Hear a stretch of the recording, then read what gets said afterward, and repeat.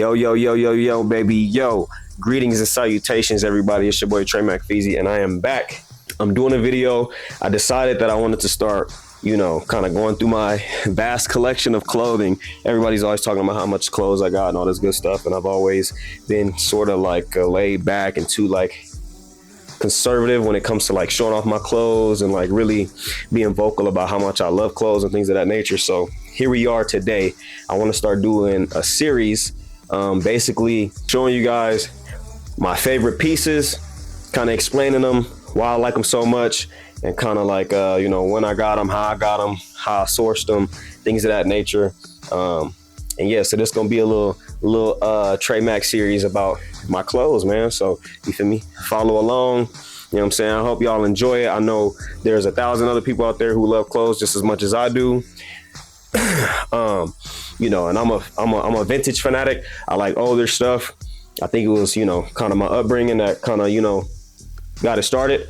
All the things I was surrounded by, the stuff I was seeing my uncles, mom, aunties, friends of the family wear and stuff like that when I was younger, that got me super into it.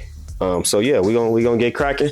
I'm gonna show y'all my pieces, my favorite pieces, describe them to y'all, let y'all know what I like about them, and whether y'all feeling it or not, we'll find out. I'm gonna pick something at random, and if it's one of my favorite pieces, I'll elaborate on it. What's crazy is like I could pick something at random and it still be one of my favorite pieces, because I decided a long time ago that I wanted to get rid of all my filler pieces, all the pieces of clothing that I had that I just kind of acquired from, I don't know, random people was given or didn't really like and bought it, or stuff that I was just hanging on to from, past life and, old stuff. And at a certain point I was like, you know what? I want all bangers. I want all bangers in my closet, in my wardrobe. You know what I'm saying? And I just started getting rid of stuff. And just getting stuff that I actually really liked. So it's funny, and I say that to say, it's like I could pick something at random for the most part and still come across one of my favorite pieces, because everything in my closet, everything in my wardrobe is one of my favorite pieces. Let's see, I'm gonna go over here. This is like my sweatshirt section over here. So let me see. I'm gonna jug this one. So I don't know if I picked this at random or not, but whatever. So this joint right here, I don't know if y'all can see it well or not. There's no back to it, but this right here, I like sweatshirts a lot. I really do like sweatshirts a lot. Sweatshirts are one of my favorite pieces to style and to find dope, vintage type pieces, because of the way that they used to wear them back in the day. You know what I'm saying? In LA, all throughout SoCal, whatever, the way that they used to put on the sweatshirt with the khakis, with the Chucks, or with the Nikes, whatever, you know what I'm saying, with the hats, you know what I'm saying, with the snapbacks, or whatever they was wearing, you know what I'm saying, with the golf hats, whatever. I just always have loved, you know what I'm saying, the look of the sweatshirt with the creased up khakis and dicky pants, the whole nine. So sweatshirts are one of my favorite pieces, and I love it when you can get a sweatshirt that fits like somewhat baggy, not too baggy, but the neck is still tight. But this one is one of my favorites for probably obvious reasons. This sweater's super dope. You know what I'm saying? I love Black history. I love the whole civil rights movement. You know what I'm saying? And when you can find a dope piece, it's a lot of times easy to find t-shirts. Not so easy to find dope sweatshirts in good condition, that's not a double XL, and that's not $500. Everybody's a vintage collector and a vintage reseller these days. You know what I'm saying? They find a piece and they got it for $3. Now magically it's $1,000, $2,000, $5,000. These people be crazy. But anyway, yeah, I love the civil rights pieces. I love the Black history pieces. I love the Black intelligence pieces. I love all the, you know what I'm saying? I love the whole, it's a slew of different concepts that they was doing in regards to, Black excellence back in the 90s. If you know, you know what I'm saying? And a lot of times that either got put on sweatshirts, hoodies, t-shirts, hats, whatever, especially when Malcolm X, or after Malcolm X died, obviously, but the whole era where everybody, we was on that, we was on that black excellence, black intelligence tip. And yeah, it's a bunch of stuff out there that collectors, if you know, you can find. And I love the Malcolm X pieces. I think this might be my only Malcolm X piece. I got another one that's crazy that I'll talk about later in another video or whatever. But yeah, this one's super dope. I love this one. Obviously, because it's Malcolm X, I identify a lot with Malcolm X. Low key, I feel like we be looking alike sometimes with the glasses, you know what I'm saying? That's neither here nor there. But this one's dope. I love the colors on this joint. I love the green is one of my favorite colors. Then the green with the red, you know what I'm saying, with the blue, it's just nasty. Like this one is super dope. I'm not sure when this one was printed.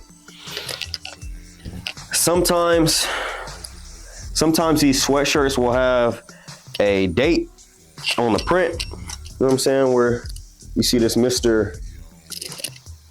K. I'm assuming that was the people who they copyrighted this design. Maybe the company. I don't know if they actually printed it or not. But I don't know if I've ever read. I probably read it when I first got it. The Ballot or the Bullet. I had to have read this. The Ballot or the Bullet. Watch my back. No sellout. I probably ain't read this since I got it and probably forgot that it said that, or obviously I forgot that it said that. The Ballot or the Bullet. The Ballot or the Bullet. Watch my back. No sellout. Rest in peace, Malcolm X. Long live Malcolm X, aka Detroit Red. If you know, you know. But yeah, no, I love this piece, man, because it got, you know what I'm saying, the imagery on it.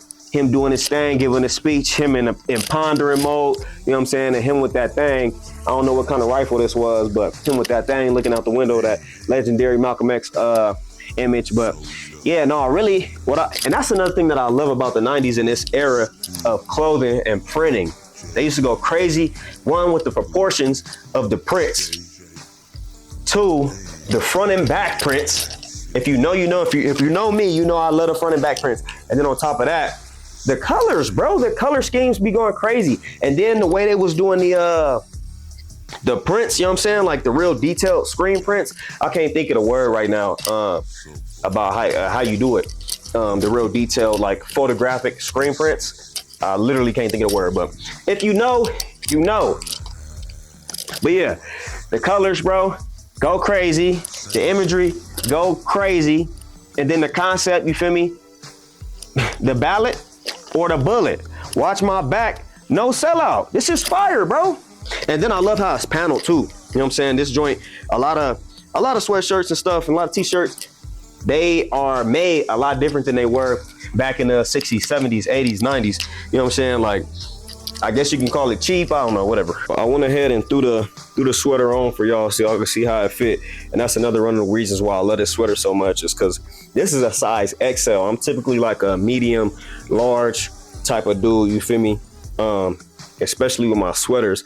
And I mentioned this, or maybe I didn't, but a lot of times when you looking for them super rare pieces, or you come across some super rare pieces, they be like 2XL, 3XL, crazy ass sizes, you feel me? Which makes sense because most of the, normal sizes sold back when it was first being printed.